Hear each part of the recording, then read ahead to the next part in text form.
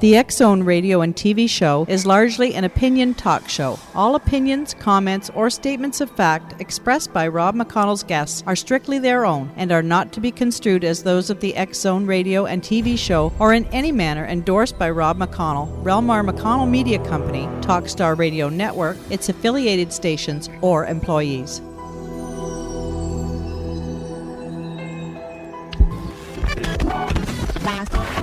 All Hit Radio.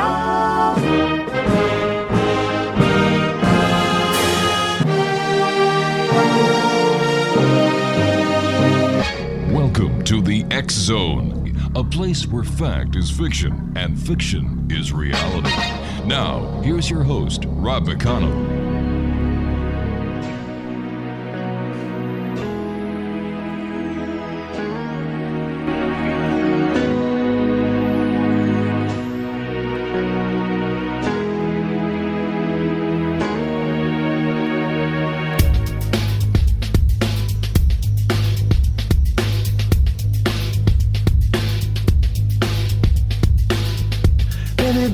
Don't be late, world is ending, I can't change the way I feel about you now. New York is cold as ever, still I go out every night, hide myself among the lights, bathing all the pretty things city brings. Bodies glisten and they shine, like the stars we're born to die, like these roses we all fade. I'm counting the cars on the freeway below, lost in the music.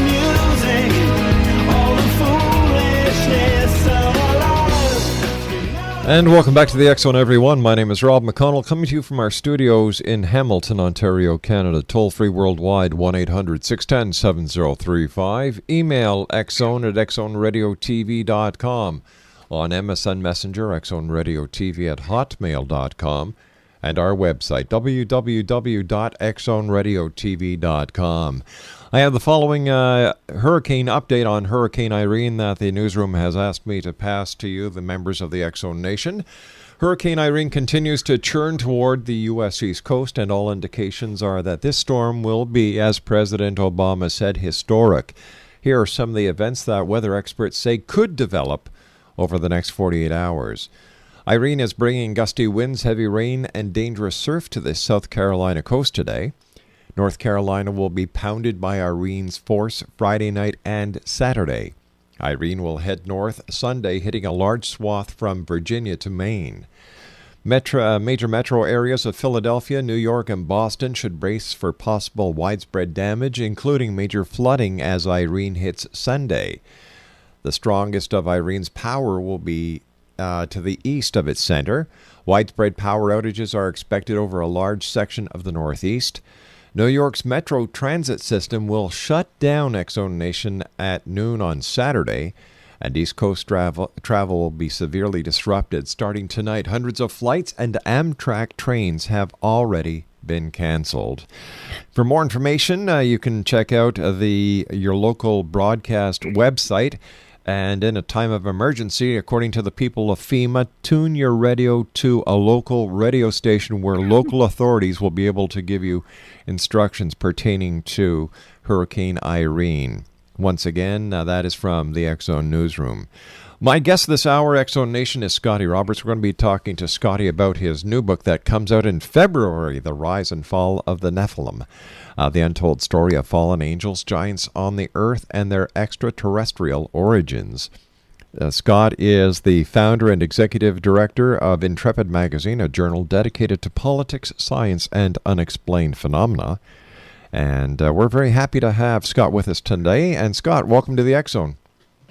Hey, thanks for having me, Rob. I appreciate it. You've got your new book that we were talking about briefly, The Rise and Fall of the Nephilim, coming out this February through New Page Books. Tell us a little bit about it. Well, it is a book that is not original in its content. You can go out there in the bookstores and on the Internet and find all kinds of things that have been written about the Nephilim.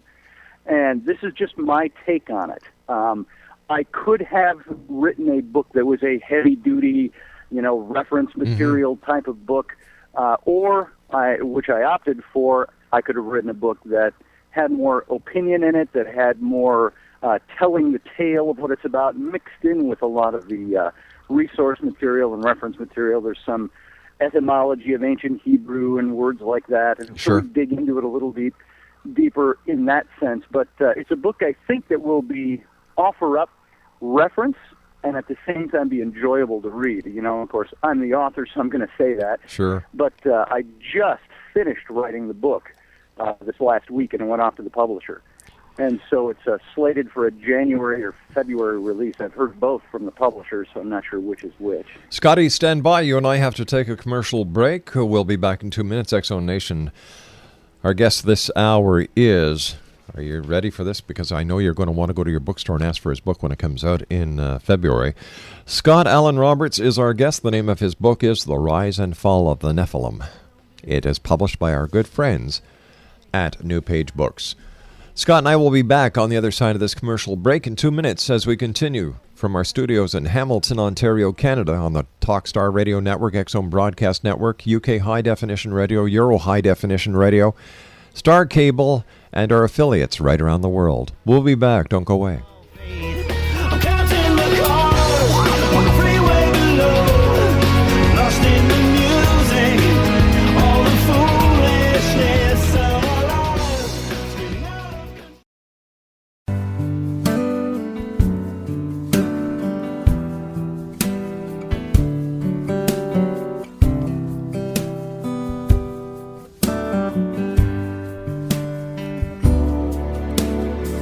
Another summer day has come and gone away from Paris or Rome, but I wanna go home.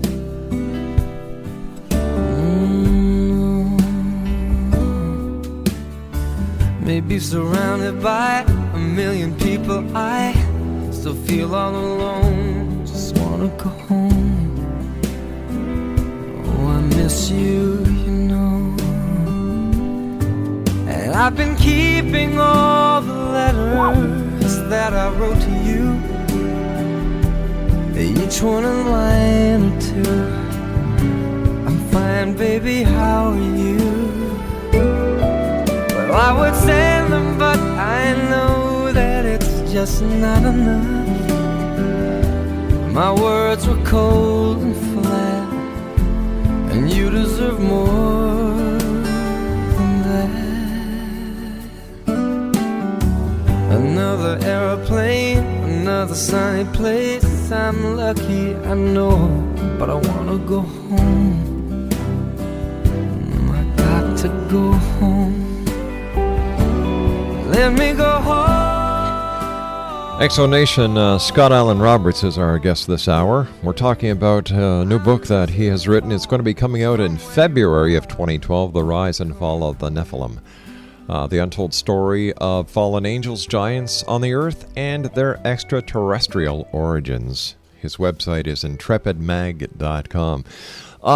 Maybe for some of our listeners who may be new to what you and I are talking about, could you describe and tell them what the Nephilim are?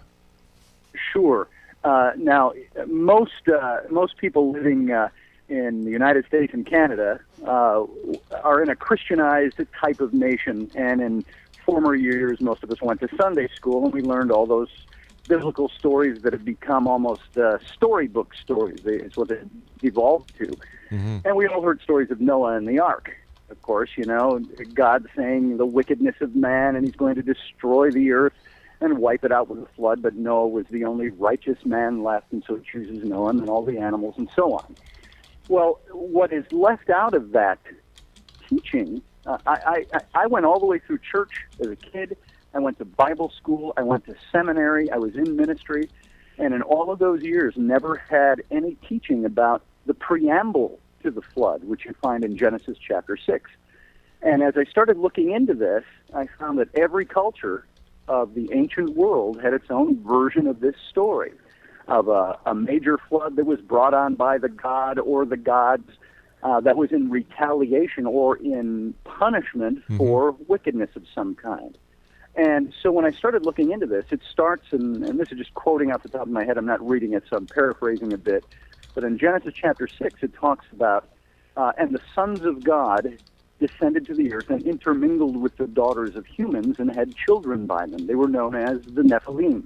Right. And in the Genesis passage, they're called the heroes of old and the men of renown. And that's really all it says in Genesis. But that's one of the main source points for the word Nephilim, which has become very imbued with mythos of its own over the years. And you start going to some of the apocryphal books, like Enoch, which was a book that was booted out of the canon of Scripture, back in the 300s during all these different councils of Nicaea and so on, invoked by Constantine, because there was argument over whether or not it was breathed of God. But you go to the book of Enoch, and you find the same identical passage with the same wording as you find in Genesis, except it's much longer and more detailed, talking about these sons of God, or as Enoch also refers to them as the Watchers, who came down, intermingled with human women, had children by them, which sounds like all kinds of mythology right there. Until you start looking at, well, the way I put it is this. There's no scientific methodology to it. You can't coax a son of God or a watcher or an angel, as some people define them, into a lab and take a human woman and say, all right, you two go at it. We want to see what happens. You can't apply that kind of scientific methodology. And, of course, I'm saying that a bit tongue-in-cheek. But what you can do is you look at the annals of history and you look at, there's at least 600 different tribal cultures of 4,000 to 6,000 years ago that have their versions of the flood story, and common to almost all of them is spirit beings or beings not of this earth that intermingled with human women, had children, and some deity or some higher power destroyed the earth because of it. And when you start parsing down the Hebrew language in Genesis chapter 6, and this is, believe it or not, it's really basic stuff. And when I'm writing about it in the book, how do you make the etymology of ancient Hebrew language fun and exciting to read about? What's the passion behind that? So I try to approach it that way and tell the story and say there are certain words in here in the Hebrew that mean something. For instance, the name used for God in the Old Testament of the Bible almost 3,000 times is the Hebrew word Elohim. And the name for God was El, and Im was the plural ending. And I found that the name used almost 3,000 times was a plural reference to God. Now, some people will write this off as, it's the Trinity, God the Father, the Son, the Holy Spirit. Well, it doesn't say that.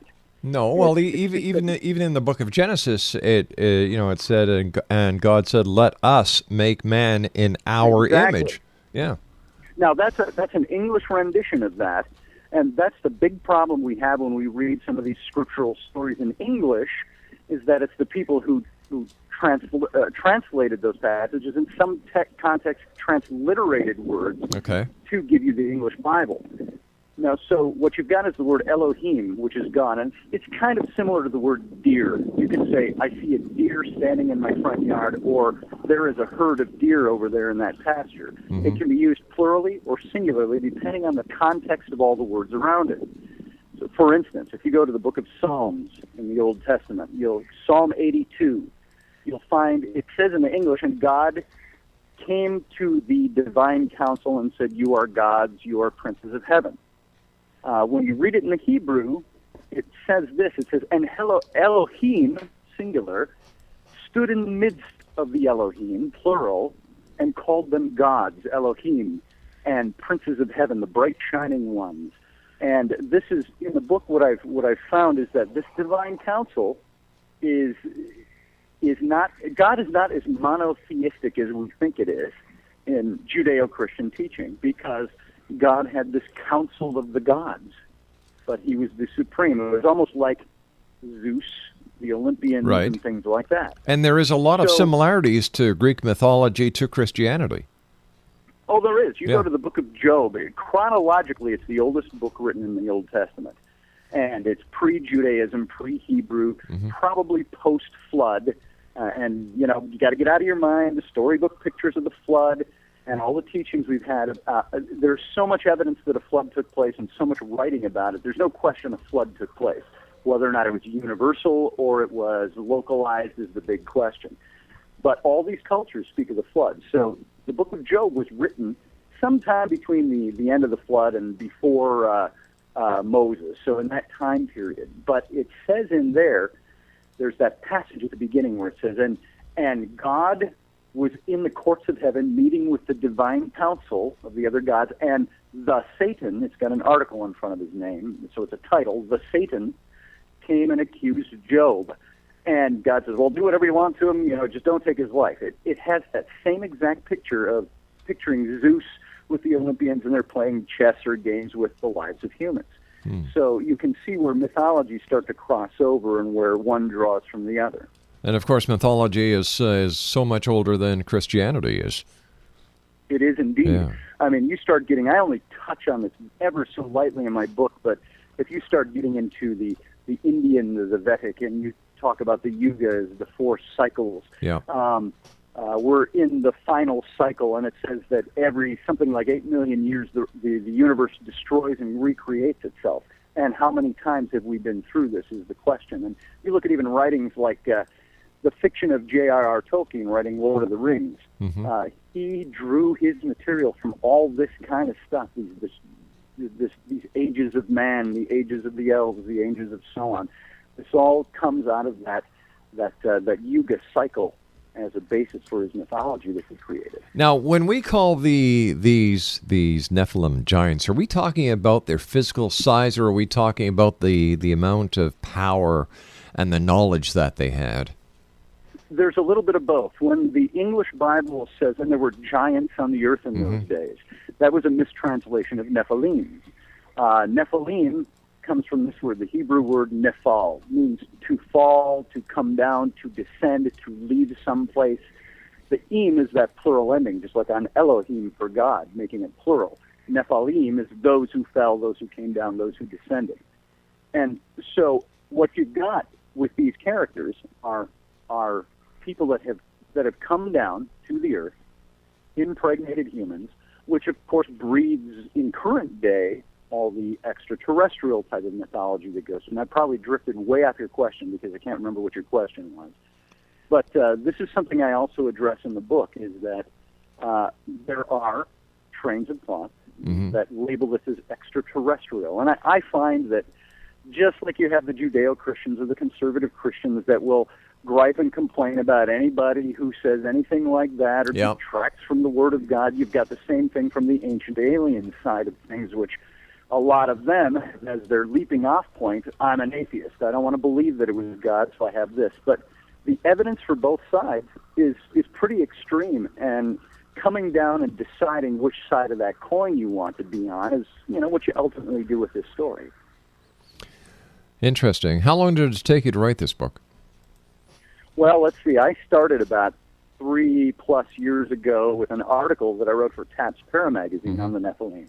And a couple of people said, you ought to write that as a book. And I explored it a bit. I had an agent, and I looked through, and I started writing, and then I shelved it and wrote it and shelved it. And it wasn't until, and it was kind of fast-tracked.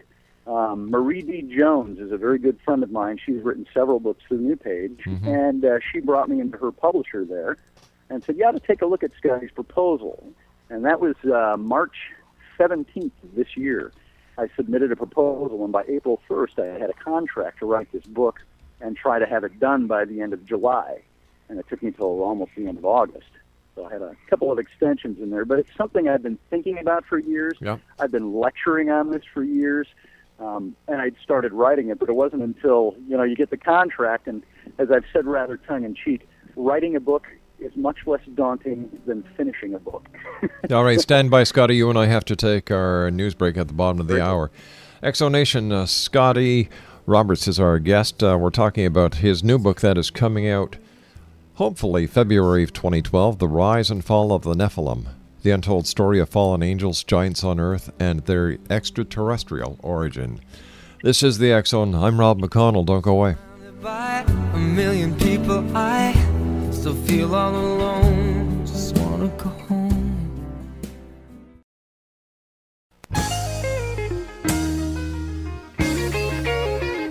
You're listening to the X-Zone Radio Show, live and around the world on the Talkstar Radio Network. X-Zone Broadcast Network, UK High Definition Radio, Euro High Definition Radio, and Star Cable. Our toll-free telephone number worldwide is 1-800-610-7035. Our email address, xzone@xzoneradiotv.com. On MSN Messenger, xzoneradiotv@hotmail.com. And our website, www.xzoneradiotv.com.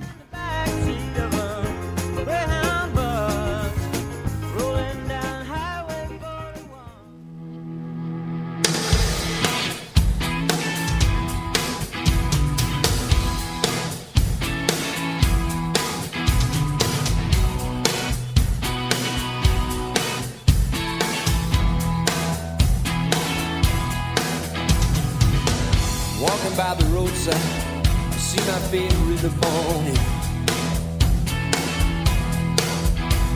I'm checking out the backyard, well, my race is not run. Might hear 1,000 hops of heaven rain down upon her. I can't stand and walk while you stand accused.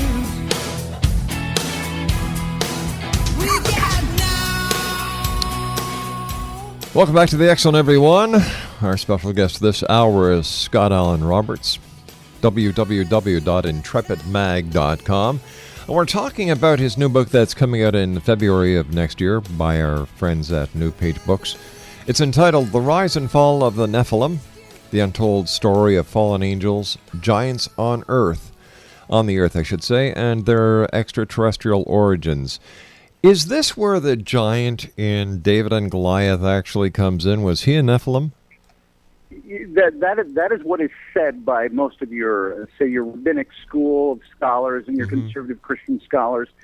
There's several references after the flood, which was supposed to be the thing that wiped them out, where it says there were remnants of the Nephilim.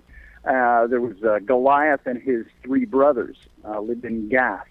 And Goliath, I've heard many theories about that Goliath, was somebody who suffered from gigantism. And it's just not so. He was a mighty warrior. You don't have many people that have that disease physically, that once they pass a certain age in their late teens, early 20s, that they can function like normal, like athletes or warriors. So, yes, Goliath was one of them. According to the biblical passage, he measured 6 cubits in a span, which is roughly, a cubit was roughly from your tip of your fingers to your elbow. So I suppose it all depends on who was doing the measuring. But he was right around on an average height about 9'3", what it says. And he had this huge, heavy-weighted coat of bronze and all of this. And he was a mighty warrior and known for being a warrior, and so were his brothers. So Goliath, yes. There's also a man called Anak, who in the book of Deuteronomy, I believe it is. It's where they invaded him, and they found the Israelites invaded, and his bed was something like measured like 13.5 feet long. He was a giant man. Now, giants in the earth, there's a lot of mythology around giants, and you find that also in almost every other culture that's out there, major culture. And I was just looking at that the other day, as a matter of fact, touching that section up in my book. And you have Og, who is the king of Bashan, who is mentioned in during the time of the Israelite wandering. And Og, that's where you get the word ogre from. It's all the etymology of words and the evolution of words all come from something. And so he was considered to be also one of the Nephilim. And there are several Nephilim mentioned when Moses brings the children of Israel out of captivity and they make it to the promised land. They send out spies, and the spies come back and say, we can't go in there and fight and win against these people. They are the Nephilim, the children of Anak. And so they're mentioned several times, and I believe there's still a remnant of that today. And something I hit on in my book is the bloodlines. Now, I didn't get into any of there's a lot of writing about the Nephilim when you get into the Merovingian and the Grail bloodline and all of that. I didn't really want to get into that. That's a book all unto itself. But what you've got are, and I mentioned this in the book, is the Garden of Eden scenario, where you have Adam and Eve, and then the snake comes and Right. tempts Eve, gives her the fruit, and she gives to Adam, and all of a sudden, oh, we're naked. And God gets pissed off and curses everybody. Mhm. Well, what happens there, the context is sexual, and the ramifications are sexual. Because what happens is you have this snake character in the Bible. The Hebrew name for him was Nakosh, that means serpent. But the definition of that word is cunning, deceiving, trickster, bringer of illumination and knowledge. So it might have This been another character- person. It was a person. It wasn't a snake at all. This is where and you got to pardon me on this because we don't have a lot of time to dig into it deeply, but you start looking into the ufologists, I call it the mythology, the mythos of the reptilians that have been on the earth since the beginning. It links into that. But if we just said that the snake was actually a person, how do you make this connection between reptilians? Well, by person, I'm using person. Put quotes around it. It's the character of the serpent. Whoever the serpent was, he was not a snake. He was something else. But once again, if we're talking about the reptilians, there's never been any archaeological finds to corroborate any of the statements of the UFO community who come up with the reptilian theory. All you have in history is the use of serpents and the use of snakes in many different cultures, many different religions, many different symbologies that are associated with worship and bloodlines. Right. So it's extrapolation, what I found most of it to be. And I even mention that in my book, is that some of this, I can't go quite that far and say, I believe this exists this way, but I wanted to present that data and say, this is a look at this. This is one theory that is put out for this. And what I did want to mention about this scenario in the garden is when I say it's sexual in context, what really happened in the garden, and you'll have to go with me on this, I can't give you all the research in this conversation, but what I found was this conclusion, is that the reptilian character, or the serpent character, had sex with Eve and fathered Cain. Cain and Abel being the two sons of Adam and Eve. And then it says, and Eve went and brought Adam in on the act, and she also conceived from Adam, and he fathered Abel. So she bore twins, which, by the way, just about every first family mentioned in creation stories and all the different mythologies of creation through all different religions have some kind of multiple birth in there somewhere from the first family. How do we know that like the Bible's based on myth itself, so how can we take anything that's in the Bible as anything that really happened? Well, this is the problem, and I address this in my book, is just as much mythology that stems from things written in the Bible, you have things written in the Bible that stem from much older mythologies. Even the stories of Jesus Christ himself come from archetypes that have all the same data. Born of a virgin, star-guided people to his birthplace. He had a ministry. He died in execution. Went to hell for 3 days and came back. And that's not even talking about Jesus. It's different gods that are before the time of Jesus. All right, let me ask you this: what do you think the members of organized religions are going to say when your book comes out? Well, I have said I'm going to have the Jews hate me, the Christians hate me, and the scientists hate me. Oh yeah, and the ancient alienists hate me. I think there's going to be lots of criticism because this topic generates its own controversy. Because it's not just a story about something that happened. You can tell the story of the Nephilim in 6 paragraphs, and you don't have to write a book about it. There's the story. When you start examining if there's any factual data behind it, or what is, even in the mythologies, what are the languages used? How do they compare to other mythologies? What's out there? What happened historically? That's when you will start raising controversy because everybody's got a different view. All right, so let me ask you, what in your book can be proved to be true? Well, I know for certain one section. I wrote a chapter on Moses, and the only reason I did that was to establish the fact that Moses is traditionally the author of the book of Genesis and the next 4 books in the Bible. Yeah, we all know that. But it's very important to understand that he was an actual person and not this archetype in Christian or Judeo mythology. And so I go through the dating system. I date when he would have lived, and he lived, by the way, in a family of pharaohs that went from Tutmosis the first, Tutmosis the second, Tutmosis the third. Hatshepsut was in there. Amenhotep the second was the pharaoh of the Exodus by this dating system. And I go into all the things that he would have learned that first 40 years that he grew up in the palace of Egypt. And there's many stories out of the Mishnah, the Jewish traditional writings that have many, many stories of Moses in his first 40 years as a conquering general for the Pharaoh of Egypt and the things that he did. I actually come out in my book and I say, I don't know if anybody else has ever pointed this out, but I said in the final chapter or paragraph on the Moses chapter, I said, it occurred to me as I'm writing this that Moses was establishing himself as the Pharaoh god of Israel, just like he grew up in this family of Pharaoh gods in Egypt. And the person that would have been his rival for the throne, his stepbrother, adopted brother, would have been Tutmosis III, who brought 18th dynasty Egypt during the Middle Kingdom, right around the 1480s BCE. He brought Egypt to its golden pinnacle. All right, so let me ask you this question. In today's society, why is all this information on the past that cannot be proved of any significance? I think it's just like any other piece of historical data.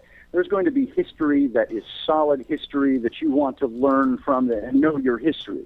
Mm-hmm. History of the Civil War, the American Revolution, whatever you want to plug into that, under that category. Yeah, well, you see, wait a sec, hold on here. Yeah. When you're talking about the Civil War, you're not talking about history that's based on a myth. You're actually dealing with fact. Right. This is where I'm going with that. You've got factual history that's important to learn, and then I think you have mythological history, or the history that is unproven history, or that stems out of mythology or spirituality or religion. And we suddenly take those things, and because they come out of a religious context, we want to write them off.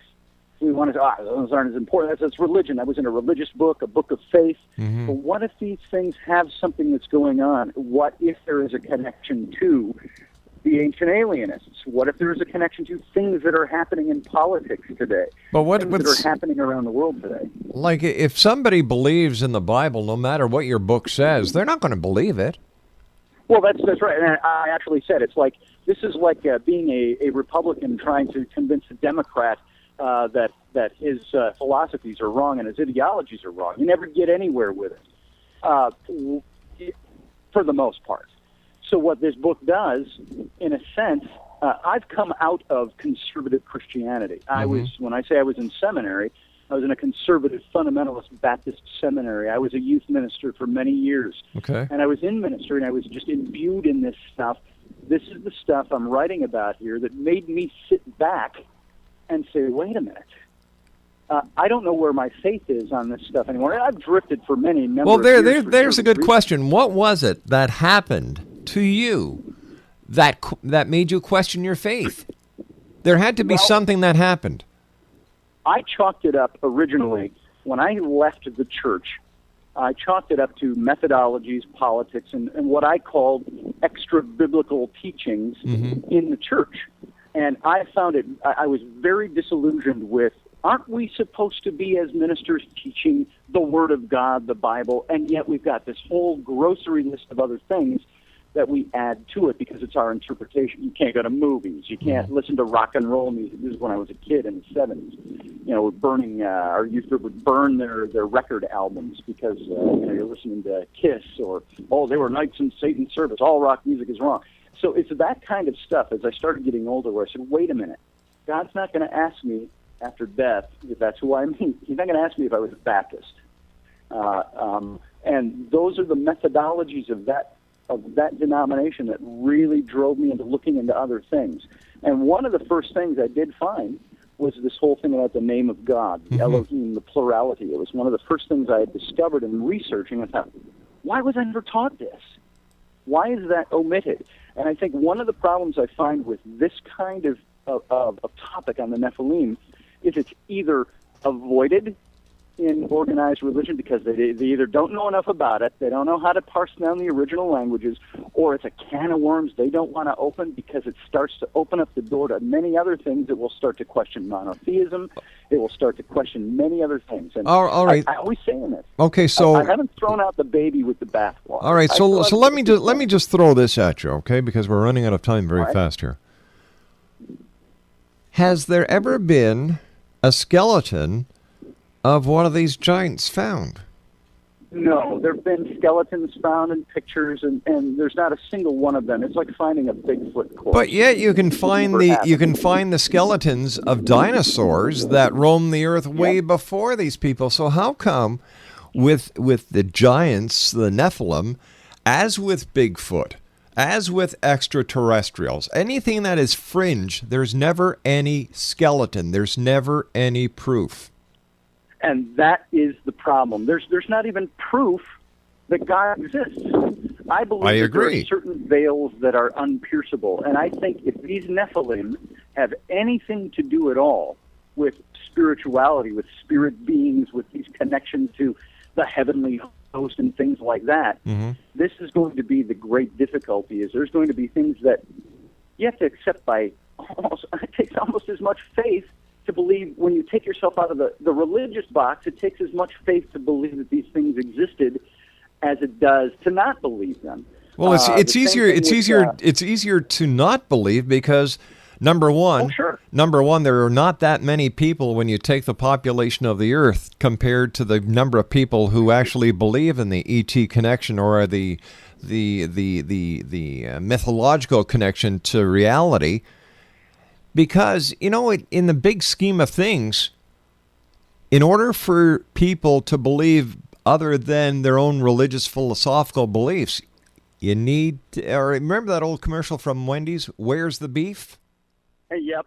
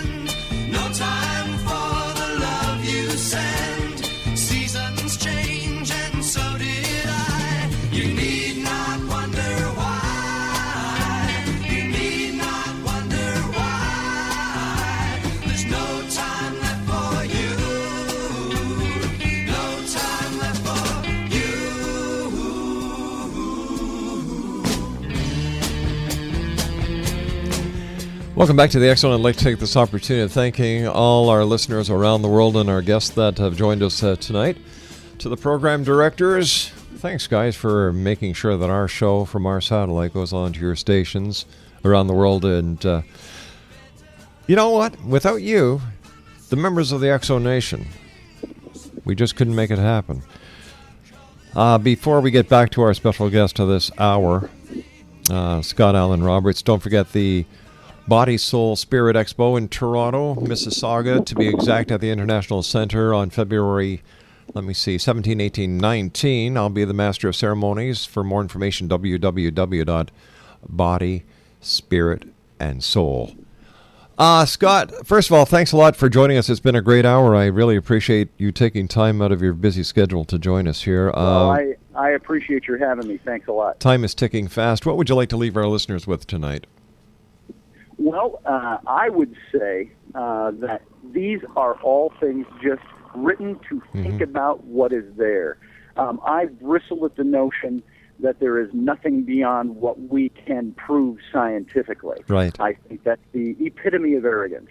And that's been said a million times in a million different ways by a million different people. So my examination of these things is something that says something happened there.